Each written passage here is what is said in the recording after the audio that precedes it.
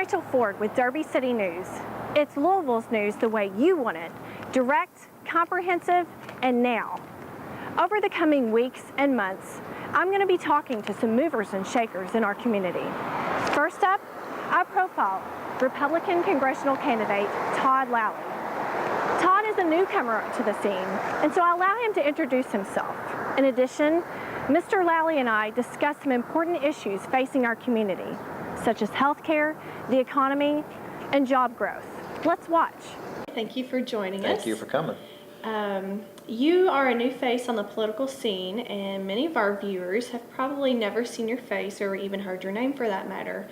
Introduce our viewers to Todd Lally. Okay. Well, I think a lot of your viewers may have seen me. I ran for the state legislature 12 years ago in the Highlands and Crescent Hill area, and I ran against Mary Lou Marzian, and came in with a strong race. Unfortunately, though, we weren't successful in that one. I've stayed active with politics for many years here. I'm from Louisville. I grew up on Eastern Parkway, and I'm a lieutenant colonel in the Kentucky Air National Guard. The most recent Derby City News poll has you in a virtual tie against Congressman Yarmouth. Even though most people are not as informed about you as they are about Congressman Yarmouth, what do you think these polls are saying about the political climate right now? Well, that poll by Derby City also confirms a poll that was done by Republican Party of Kentucky.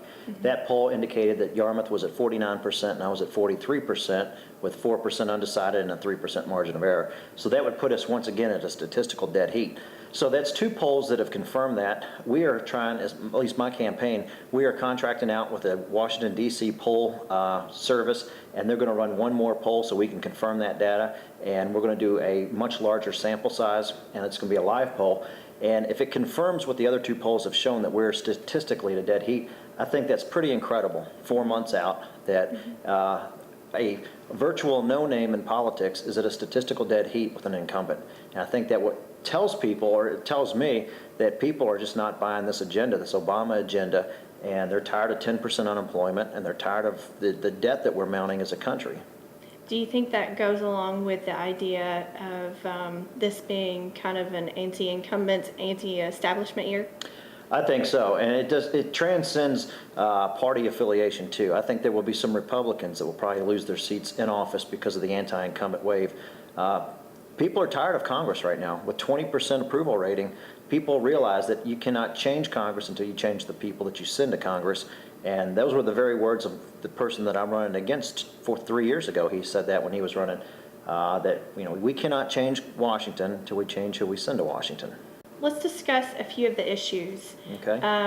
Healthcare was a huge and very bitter debate. At your website, lallyforcongress.com, it says, quote, "We have enacted the first federal mandate that every U.S. citizen purchase a product." This statement obviously reveals where you stand on the healthcare issue. If you are elected, what do you plan to do to limit the impact of the healthcare bill on our healthcare system?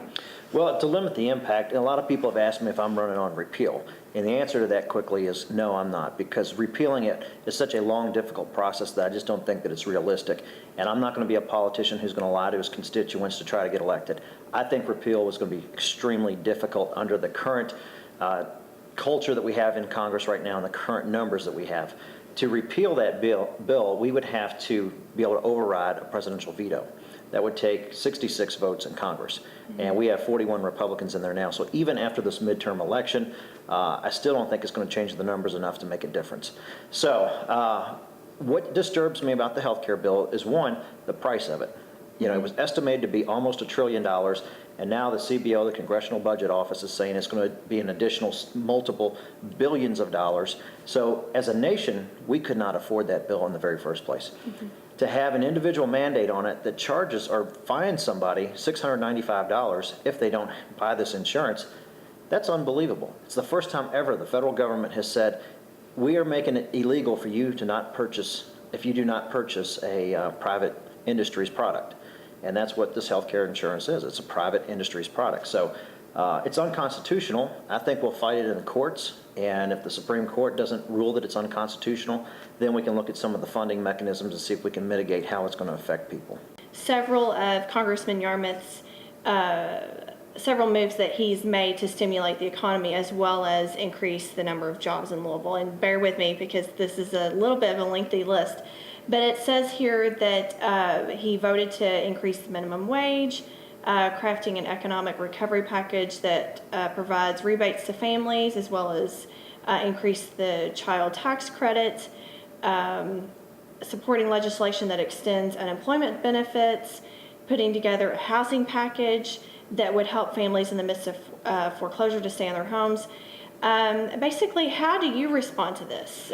What suggestion would you make to stimulate the economy and bring jobs to Louisville? Well, I think one of the things that's missing from that list is there's no correction to the alternative minimum tax. I think there's a parallel tax system that a lot of people are falling under because that AMT is not indexed for inflation. You know, I don't understand why he didn't approach that. I guess it's because this Congress has become so addictive to their spending that they can't get rid of that revenue income. So I think if we could get rid of the AMT or at least change it so it affects less Americans, that would be a positive step. You know, even with that long list, the reality is our unemployment's still at 10%. It's been there for over a year. We still have an incredible amount of debt that our children are facing. My generation, these are our working years. These are our best money-making years. And it's been very flat for about the last 8 years. How optimistic are you about bringing jobs to Louisville? Well, I think Louisville's got a lot to offer. We have great education. We have great hospitals in this town. We have a huge hub that services the entire world in logistics and transportation. I think we could bring a whole lot more logistics jobs to Louisville. There's several companies who have located to Louisville because of the availability of next day air service here. So I think we could expand that even more, and we could be a leader in just the logistics of automotive parts, aircraft parts, online sales, things like that, so where when you order a pair of shoes or a necklace, you know, it comes out of a warehouse in Louisville, it gets on a UPS plane, and it goes anywhere in the world overnight. And some companies have already located here, like Zappos and some of the others. We can bring a lot more here. We have a lot more capability here. Mr. Lally, why did you decide to run? Well, it was not an easy decision, but for so many years, you know, we watched the steady decline in our economy. We kept thinking it was going to get better. President Obama got in, and we were like, okay, let's give this guy a chance. Maybe things will get better. Well, we patiently waited, and we waited and waited and waited. Nothing was getting better. It was just getting worse. And so I've been very concerned about our economy and just the overall perception of what our country is overseas. And I decided to get into this last October because I feel like we're at a crossroad. We're going down a path that is towards more government dependency and much larger government. And I believe that we are most effective as Americans when we have limited government and more liberty. And so I think we have plenty of road signs ahead saying, Greece did this, it failed.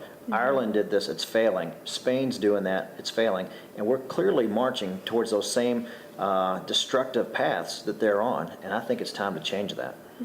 I think our viewers have this will really help them to get to know you and put a face to the name on the yard signs and T-shirts that they've been seeing around. So thank you very much. Okay, well, thank you. But one big question still remains. Can a political newcomer ride the anti-incumbent and anti-establishment wave and unseat John Yarmouth? We shall see. Until then, I want to know what you think. Who do you think I should talk to? What do you think I should ask them? You can let me know at derbycitynews.com. Once again, I am Rachel Ford. Thank you for joining me.